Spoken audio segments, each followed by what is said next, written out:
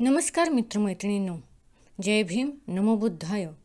आज आपण धम्मप्रवासात पराजिक पाळीतील पराजिक कांडबद्दल बोलू.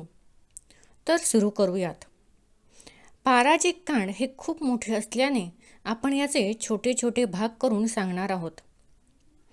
पराजिक कांडमधील प्रथम पराजिक आहे सुदिन्न भानवार. त्यावेळी वैशाली म्हणजेच आत्ताचे वैशाली या नगरीजवळ सुदिन्न नावाचा कलंदाचा पुत्र, एक सेठपुत्र राहत होता. एकदा सुदिन्न काही सहकाऱ्यांसह कामानिमित्त वैशाली म्हणजेच वैशाली येथे गेला. त्यावेळी भगवंत मोठ्या भिक्खू संघाच्या परिषदेने वेढलेले बसून धम्मदेशना करीत होते. सुदिन्नने भगवंत मोठ्या परिषदेने वेढलेले होते व त्यांना तेथे धम्म सांगताना बसलेले पाहिले. मीही हा धम्म ऐकावा. मग तो त्या सभेकडे गेला आणि जाऊन एका बाजूला बसला. एका बाजूला बसून सुदिन्नच्या मनात असा विचार उत्पन्न झाला, भगवंतांनी जसा धर्म उपदेशला आहे तो मी जसा जसा समजतो तसे तसे घरात राहून पूर्णपणे परिपूर्ण, पूर्णपणे शुद्ध आणि निष्कलंक ब्रह्मचर्य आचरण करणे सोपे नाही. मग सुदिन्न केस दाढी काढून काशाय वस्त्र परिधान करून घरातून अनागरिक जीवनात प्रव्रजित व्हावे, म्हणजे भिक्खू बनण्याचा सुरुवातीचा प्रवास. दरम्यान भगवंतांनी त्या सभेला धम्मकथेनुसार समजवले, प्रेरित केले, उत्साहित केले आणि आनंदित केले. मग त्या सभेतील सर्वजण आसनावरून उठून वंदना करून प्रदक्षिणा करून निघून गेले. सभा उठून गेल्यावर सुदिन्न भगवंताकडे गेला. वंदन करून एका बाजूला बसला आणि म्हणाला, भंते, भगवंतांनी जसा धर्म उपदेशला आहे तो मी जसा जसा समजतो तसे घरात राहून पूर्णपणे परिपूर्ण, पूर्णपणे शुद्ध आणि निष्कलंक ब्रह्मचर्य आचरण करणे सोपे नाही. म्हणून भंते, मी केस दाढी काढून काशाय वस्त्र धारण करून घरातून अनागरिक जीवनात प्रव्रजित होऊ इच्छितो. भगवंतांनी मला प्रव्रजित करावे. भगवान म्हणाले, सुदिन्न, तुला तुझ्या आईवडिलांनी घरातून अनागरिक जीवनात येण्याची अनुमती दिली का?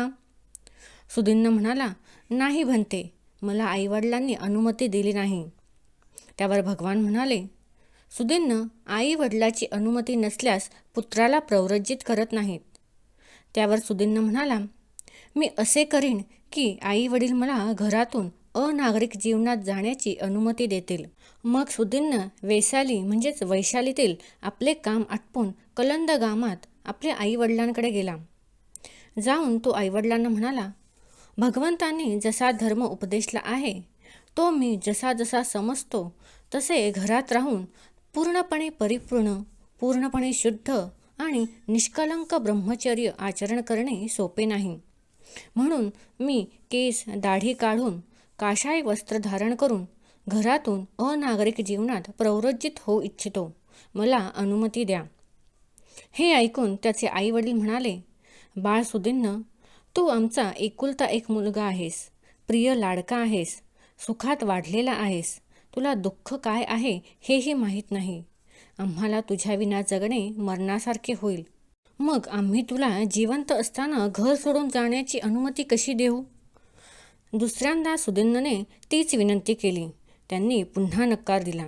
तिसऱ्यांदाही विनंती केली तरीही त्यांनी तेच उत्तर दिले. तेव्हा सुदिन्नने विचार केला की माझे आई वडील मला घरातून जाण्याची अनुमती देत नाही. म्हणून तो तेथेच स्वच्छ सपाट जमिनीवर आडवा पडला आणि म्हणाला, येथेच माझा मृत्यू होवो किंवा मला प्रव्रज्या मिळो. त्यानंतर त्याने एक वेळचे जेवण केले नाही.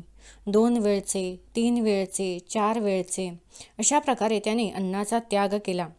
तेव्हा सुदिन्नचे आई वडील त्याला म्हणाले, बाळ, तू आमचा एकुलता एक पुत्र आहे, लाडका आहेस. उठ बाळा, खा, पिऊन घे, सुखाने राहा. खात पीत, भोग भोगत, पुण्य कर्म करत आनंदाने राहा. आम्ही तुला घरातून अनागरिक जीवनात जाण्याची अनुमती देणार नाही. असे सांगितल्यावर सुदिन्न शांत राहिला.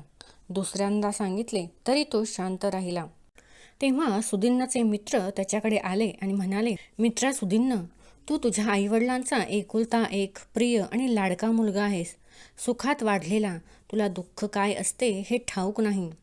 तुझ्या आईवडिलांना तुझ्याविना जगणे सहन होणार नाही. मग ते तुला जिवंत असताना घर सोडण्याची अनुमती कशी देतील? उठ, खा, पिऊन घे, सुखाने राहा, भोग भोगत, पुण्यकर्म करत आनंदाने राहा.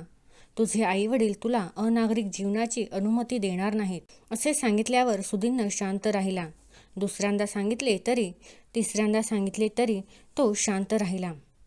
तेव्हा सुदीनचे मित्र त्याच्या आईवडिलांकडे गेले आणि म्हणाले, सुदीन सपाट जमिनीवर पडलेला आहे आणि म्हणतो, येथेच माझा मृत्यू हो किंवा प्रौरोज्या मिळो.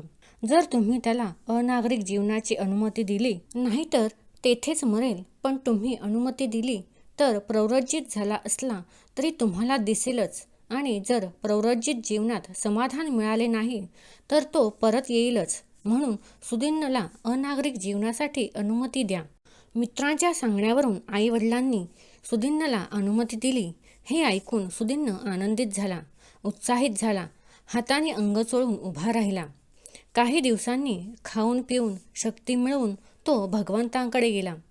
जाऊन वंदना करून एका बाजूला बसला आणि म्हणाला, म्हणते, मला आई वडिलांनी अनागरिक जीवनाची अनुमती दिली आहे. कृपा करून मला प्रौरजित करा. सुदीनला भगवंतांच्या सानिध्यात प्रौरज्या मिळाली, उपसंपदा मिळाली.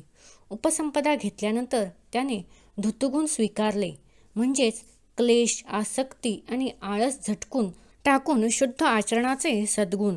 तो अरण्यात राहणारा म्हणजे अरण्यक, पिंडपाताने म्हणजेच भिक्षा मागून जीवन जगणारा, पासाकुल वस्त्रे म्हणजेच फेकलेल्या कापडाचे वस्त्र धारण करणारा, घराघरात न थांबता भिक्षा मागणारा झाला. तो वज्जी देशातील गावाजवळ राहू लागला. त्यावेळी वज्जी देशात दुष्काळ पडला होता. दुहेरी संकट, अन्न टंचाई, लोकांना उपजीविका करणे कठीण झाले होते. भिक्षा गोळा करून जगणे सोपे नव्हते. तेव्हा सुदीनच्या मनात विचार आला, आता वज्जी देशात दुष्काळ आहे, भिक्षेवर जगणे कठीण झाले आहे. पण वैशालीत म्हणजेच वैशालीत माझे अनेक श्रीमंत संपन्न नातेवाईक आहेत. मी त्यांच्या आधाराने राहिलो तर ते मला आणि भिक्षूंना दान देतील. त्यांना पुण्य होईल, भिक्षूंनाही लाभ होईल आणि मलाही भिक्षेसाठी कष्ट पडणार नाहीत. त्यानंतर सुदीनने आपले निवासस्थान आवरले, पात्र चिवर घेतले आणि हळूहळू वैशालीकडे प्रयाण केले. म्हणजे हळूहळू ते वैशालीला निघाले. तेथे महावनातील कुटागार शाळेत ते राहू लागले.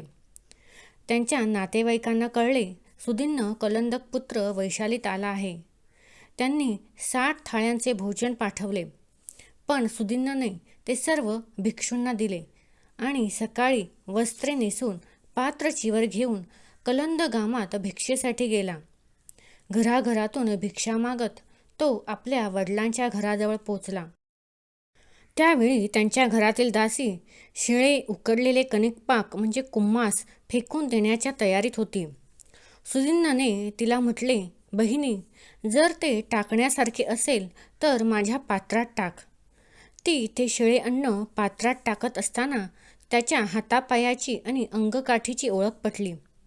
ती लगेच त्याच्या आईकडे जाऊन म्हणाली, आईसाहेब, तुम्हाला माहीत आहे का, तुमचा मुलगा सुदीन आला आहे. आई म्हणाली, जर तू खरे बोलत असशील तर मी तुला दासीपणातून मुक्त करीन. त्याच वेळी सुदीन एका भिंतीलगत बसून शिळे अन्न खात होता. त्याचे वडील कामावरून परत येताना त्यांना तो खाताना दिसला. ते त्याच्याकडे जाऊन म्हणाले, बाळ सुदीन, तू शिळे अन्न का खातोस? तुझ्या स्वतःच्या घरी यायला नको का? तर सुदीन म्हणाला, गृहस्थ हो, आम्ही तुमच्या घरी गेलो होतो, तेथूनच हे शिळं अन्न मिळाले. तेव्हा वडील त्याचा हात धरून म्हणाले, चल बाळा सुदीन, घरी जाऊयात. सुदीन त्याच्या घरी गेला आणि आसनावर बसला. वडील म्हणाले, बाळ सुदीन, जेव. तो म्हणाला, गृहस्थ हो, आजचे माझे भिक्षाकर्म पूर्ण झाले आहे. वडील म्हणाले, मग उद्याच्या भोजनाचे निमंत्रण स्वीकार कर. त्याने मौनाने स्वीकार केला आणि उठून निघून गेला. आज आपण इथेच थांबूया. पुढील व्हिडिओमध्ये आपण सुदीन त्याच्या घरी गेल्यावर त्याच्याबरोबर काय काय होते ते बघू. जर तुम्हाला हा व्हिडिओ आवडला असेल तर सबस्क्राईब, लाईक, शेअर करा आणि काही सूचना असतील तर कमेंट करा. व्हिडिओ संपूर्ण ऐकल्याबद्दल तुमचे आभारी आहोत.